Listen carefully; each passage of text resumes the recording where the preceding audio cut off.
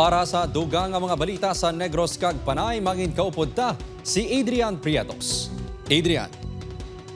Yes, kay madamo ginya salamat mga kapuso mag-utod kintiro sang riding in tandem suspect sa Bacolod City. Magulang patay. Yaring balita nga aton gintutuka. Papauli na sa barangay Mandalagan ang mag-utod ng alias Harold kag alias Harley sang gintiro sang riding in tandem suspects pasado alas 8 kay ina sa aga. Sakay mag-utod sa motorsiklo sang ginpalapitan sang ginapahayag riding in tandem suspects kag gintiro. At daw sa wala man lang sang kwan, daw wala man lang. Tapos may gumulpi lang nga naglupok. Sabi namon kung roida lang ang naglupok. Pagkatapos tiro, nagbatse man sila dayon.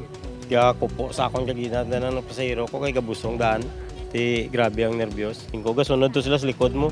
Ginbawian sa kabuhian nagamaneho nga si alias Harold bago sa naagom nga pila sa likod lapos sa lughan. Padayon nga ginabulong sa ospital ang iya manghod nga si alias Harley nga may igo sa baga kag likod. Suno sa mata sa mga biktima, wala sila sang kontra sa lugar. Halin sila sa barangay Villamonte sa may negosyo nga karinderya ang ila pamilya.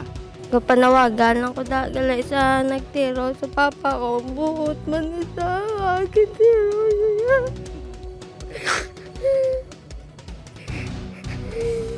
Anong laso nga ni Surya ni Papa? Ang gabi. Ginakulit niya pa ako gabi. Amo na to galila siya gali. Wala pa sang matumod nga motibo ang kapulisan. Ginapadalman pa kung nga may dalang armas ang isa sa mga biktima.